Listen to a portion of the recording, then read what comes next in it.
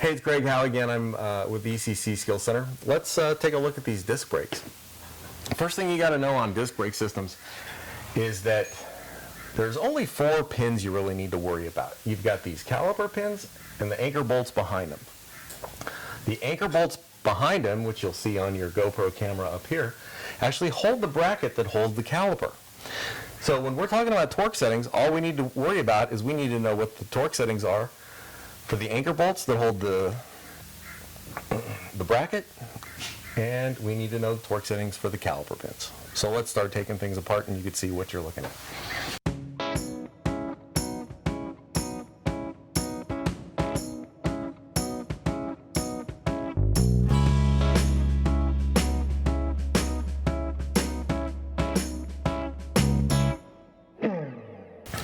Okay, so we turn the wheel this way so you can see everything.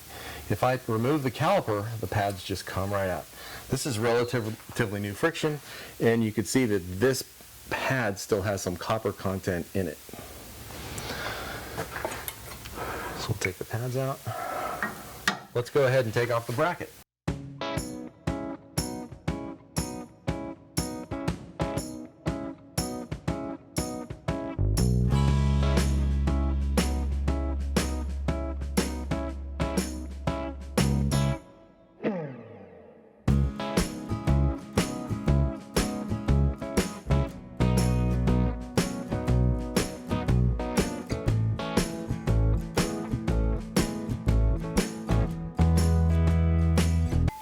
This is the bracket. I like to take these off. I like to take the guides off, clean them all up. And the most important thing in a disc brake is that we ensure that we have sliding motion in these caliper pins. That is the most important part of this brake job. So, like I said, the most important part of any brake job you do is that the caliper pins slide. And they slide correctly all the time. And the only way to make that happen is this has got a rubber piece in there. If I were to put petroleum grease inside here, after time, this rubber boot would swell. And it would swell so much that this caliper pin would freeze in one position. And when this freezes in one position, you get uneven wear on the pads. Uneven wear on the pads meaning that the inside pad wears more than the outside, or vice versa, the outside pad wears more than the inside. So this was really recently done, but what I like to do, there's 2 types of grease that I like. One is actually a Ford product. It's a Motorcraft product. It's silicone brake grease and dielectric compound. It's dielectric grease and silicone grease for brakes. It's great stuff. And I have an open one here. They're about $12 or $14 a tube, but it's unsurpassed in how good it is for brake caliper pins. The other one you can use is Sil Glide, and there's many brands. This one's from Napa. It's a little bit thinner in consistency to the Motorcraft, but it's I like it because it's great for any kind of rubber part, and it will, if you're having any type of issue, say getting a rubber hose on, you just put a little bit of this on the inside of the hose, lube it up really well, and before long that hose is lubed up, it's going to go in. Let's just use a little here.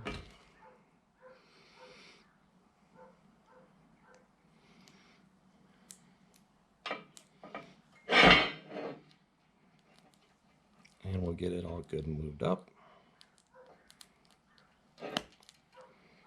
Now, this caliper pin is good for another 30 or 60,000 miles of being able to move in and out without getting locked up or frozen.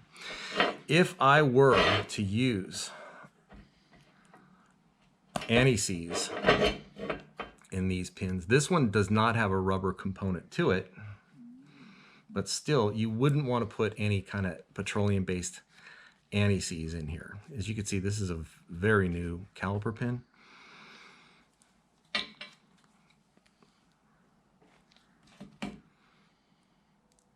And I'll just put new grease on all around.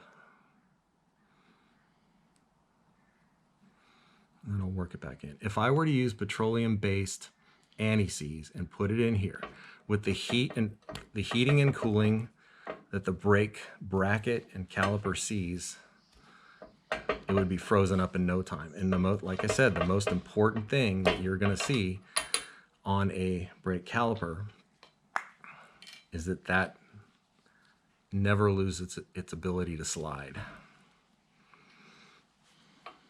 So now we have a mixture of both.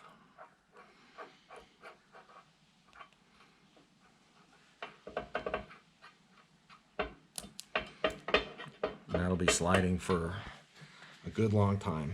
Let's go back and put this back on the car.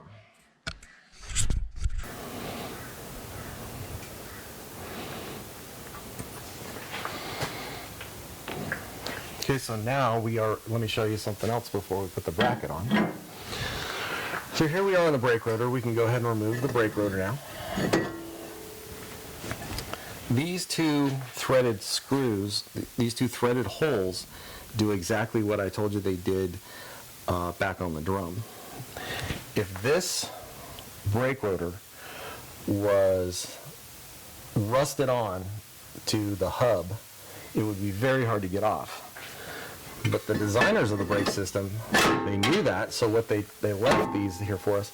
So I can go ahead and take the same, match the threads, go ahead and start a screw in and start a screw in, screw it in, and it'll basically jack it off without having to damage anything by hitting it with a hammer. So this was not frozen on because the person who did this brake job before knew that to add a light coating of actual petroleum anti-seize in this part does a lot of good, in that it prevents rust from forming in areas where it shouldn't, and you will never have a problem getting the rotors off if there's just a little anti-seize in this part.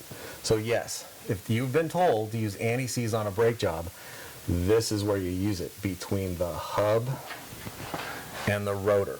And just a light coating will prevent it from locking and freezing up and having any problems getting the rotor off. So now over there, we'll just go ahead and put it back on the way it came off, and we'll go ahead and put the bracket back on.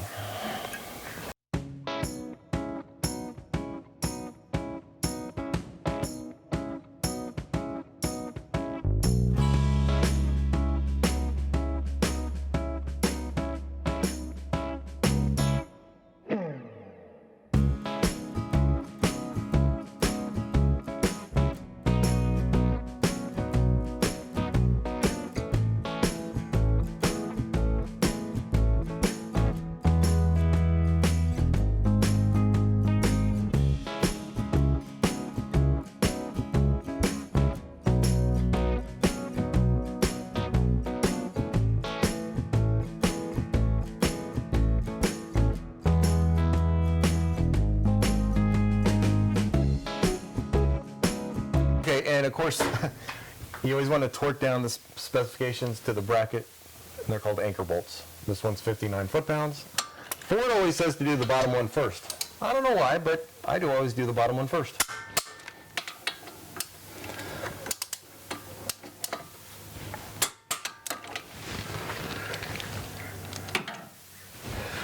Now it's time to put the caliper in. Notice that on every brake line, it comes with these lines. Those lines are there to tell you that, hey, if I put it in, if I install it that way, it's twisted. If I install it this way, it's twisted. But an easy way to remember is that you always install the bleeder hole on the top.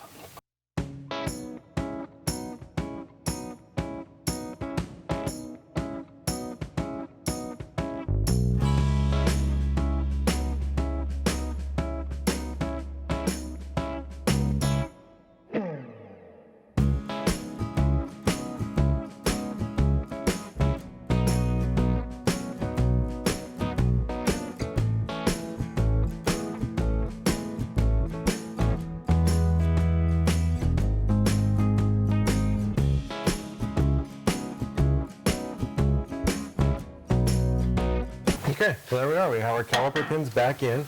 Our friction material is loaded back in. One of the things, final checks I always make, is that the bleeder is on the top. Why is it on the top? Because air rises. And if you're ever going to get air out of the system, it'll be at the top.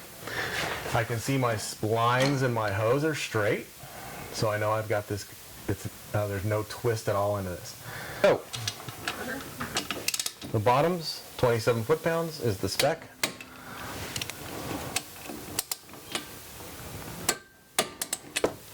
So, I always double check. I always go back and I say, anchor bolts were torqued to spec. Caliper pins were torqued to spec. Friction is installed, and I can now take the lug nut off because that was holding the rotor in place. And I'm ready to put the wheel back on.